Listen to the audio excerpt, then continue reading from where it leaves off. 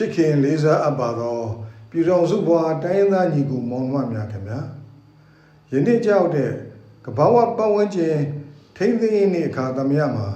နိုင်ငံသူနိုင်ငံသားသွေးချင်းညီကိုမောင်နှမများနဲ့နိုင်ငံတကာတွင်ရောက်ရှိနေကြတဲ့မြန်မာနိုင်ငံသားသွေးချင်းများအားလုံးစိတ်ချမ်းသာခြင်းကိုယ်ကျမ်းမာခြင်းနဲ့ပြည့်စုံပြီးဘေးကင်းလုံခြုံကြပါစေကြောင်းဆုတောင်းမေတ္တာပို့သရင်မင်္ဂလာပါလို့ဥစွာပထမတုတ်ကွန်းဆက်တာအပ်ပါတယ်ချစ်ခင်လေးစားပါသောပြည်တော်စုဘွားတိုင်းသားညီကိုမောင်နှမများခင်ဗျာယခုနှစ်အတွက်ကမ္ဘာကုလသမဂ္ဂကသတ်မှတ်ထားသောကမ္ဘာပတ်ဝန်းကျင်ထိမ့်သိမ်းရေးနှင့်အထိမ်းအမှတ်ဆောင်ဖို့မှာတခုတည်းသောမြေကမ္ဘာ only one earth ဖြစ်ပါတယ်သဘောတရားနဲ့သဟဇာတဖြစ်စွာရှင်သန်နေထိုင်ခြင်းအပြင်ရေရှည်တည်တဲ့နဲ့လူစွာဖွံ့ဖြိုးတိုးတက်မှုကိုဖော်ဆောင်နိုင်ရန်အတွက်တိုက်တွန်းနှိုးဆော်ထားခြင်းဖြစ်ပါတယ်။ယင်းကဲ့သို့လူစွာဖွံ့ဖြိုးတိုးတက်မှုကိုဖော်ဆောင်ရမှာသဘာဝတရားနဲ့သက်ရှိများအပေါ်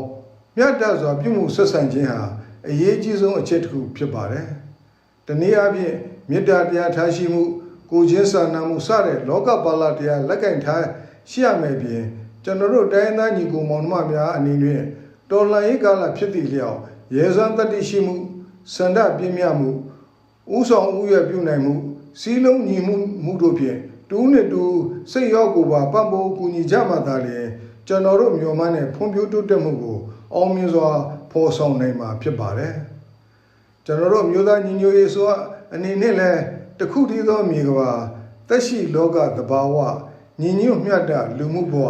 အာဏာရှင်စနစ်ကရုံးထွက်ကြဟုတဲ့ဆောင်ဖို့ကိုလက်ကင်ထားပြီးယခုနှစ်ကမ္ဘာပတ်ဝန်းကျင်ထိန်းသိမ်းရေးနေ့ကိုကမ္ဘာနိုင်ငံများနဲ့အတူတော်လှန်ရေးအနှစ်သာရရှိဖြင့်ပူးပေါင်းဆင်နွှဲမယ်ဖြစ်ပါတယ်လူထုစုကောင်းစားရေးတက်တာဥတီပြီးတဘာဝတရားဇာတနဲ့ပတ်ဝန်းကျင်ကိုစီးမဲ့ကမ်းမဲ့ထုတ်ယူသုံးဆွဲကတိုင်းရင်းသားပြည်သူများရဲ့လူမှုဘဝကိုဖျက်ဆီးခဲ့တဲ့အာဏာရှင်စနစ်အားအမြင့်ပြတ်တိုက်ဖြတ်ပြီးနောက်တိုင်းရင်းသားပြည်သူအားလုံးတွေသာယာဝပြောပြီးညီလူညီမျှဖြစ်တဲ့လူမှုဘဝ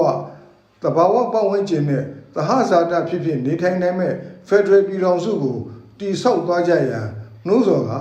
ပြည်သူတော်လှန်ရေးအောင်မြင်အောင်အားသွန်ခွန်ဆိုင်ပါဝင်ကြဖို့တိုက်တွန်းရင်းယခုနှစ်ကမ္ဘာပတ်ဝန်းကျင်ထိန်းသိမ်းရေးနေ့ကိုတော်လှန်ရေးစိတ်ရှိဖြင့်မြန်မာပြည်သူကြက်လုံးပါဝင်ဆင်နွှဲကြရန်အလေးပေးတိုက်တွန်းလိုပါတယ်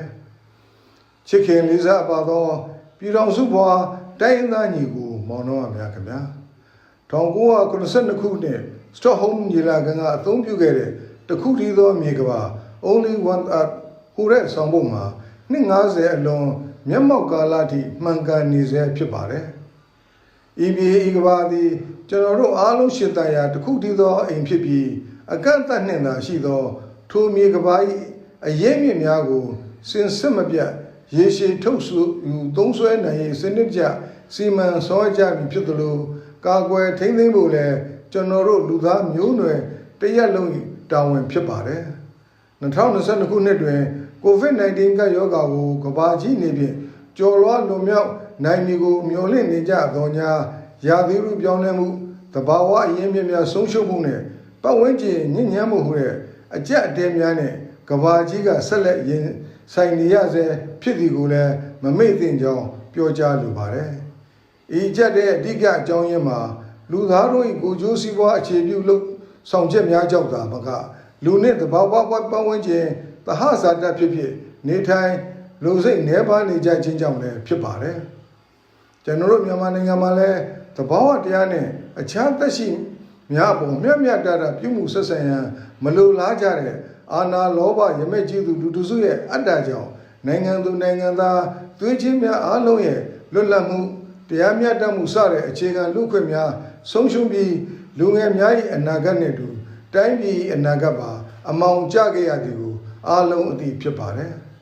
အာဏာရှင်တို့ကြဆုံးမှုအတွက်လူမျိုးဘာသာအသက်အရွယ်နဲ့အရက်ဒေသမရွေးရှိသမျှအင်အားကိုအသုံးပြုပြီးကြာရကဏ္ဍမှာတိုက်ပွဲဝင်နေကြသောသွေးချင်းညီကိုမောင်နှမများနိုင်ငံတော်နဲ့နိုင်ငံသူနိုင်ငံသားများပေါ်သစ္စာဆောင်သည့်ပြည်သူအာဏာဖီဆန်သည့်နီလန် Civil Disobedience Movement ကိုကျင့်သုံးနေကြသောနိုင်ငံဝန်ထမ်းများ Federal Democracy လိုလားသူမျိုးဆက်တဲ့လူငယ်များဖွဲ့စည်းထားတဲ့ပြည်သူ့ကာကွယ်ရေးတပ်မတော်နဲ့တိုင်းရင်းသားတော်လှန်ရေးအင်အားစုတို့၏စွန့်လွတ်အနှစ်နာခံမှုများကြောင့်ကိုဂျိုးစီးပွားအခြေခံတဲ့ဆက်အာဏာရှင်စနစ်မှာလည်းအင်အားချိနေကဖျို့ဖျဲနဲ့ပြိုလဲကျလာနေသည်ကိုຫນွေဥတော်လှန်ရေးကြီးမှတ်သောရလဒ်ဖြစ်တကဘာလုံးကအတိမတ်ပြုမြင်တွေ့နေရပြီဖြစ်ပါတယ်။ဒါကြောင့်ယခုနှစ်ကမ္ဘာပတ်ဝန်းကျင်ထိန်းသိမ်းရေးတွေကိုအမျိုးသားညီညွတ်ရေးအစိုးရရဲ့ဆောင်မှုဖြစ်တဲ့သက်ရှိလောကသဘာဝညီညွတ်မြတ်တာလူမှုဘဝအာဏာရှင်စနစ်ကရုံးထွက်ကြကိုကင်ဆွဲကပူးပေါင်းပါဝင်ကြပါလို့တိုက်တွန်းနှိုးဆော်ရင်ကျွန်တော်တို့မြန်မာသောတန့်ရှင်းစိမ့်လန်းမြတ်တာတဲ့ဒီမိုကရေစီဖက်ဒရယ်ပြည်ထောင်စုတည်ဆောက်သွားကြပါလို့တိုက်တွန်းနှိုးဆော်အပ်ပါတယ်။အရေးတော်ပုံအောင်နေပြီ။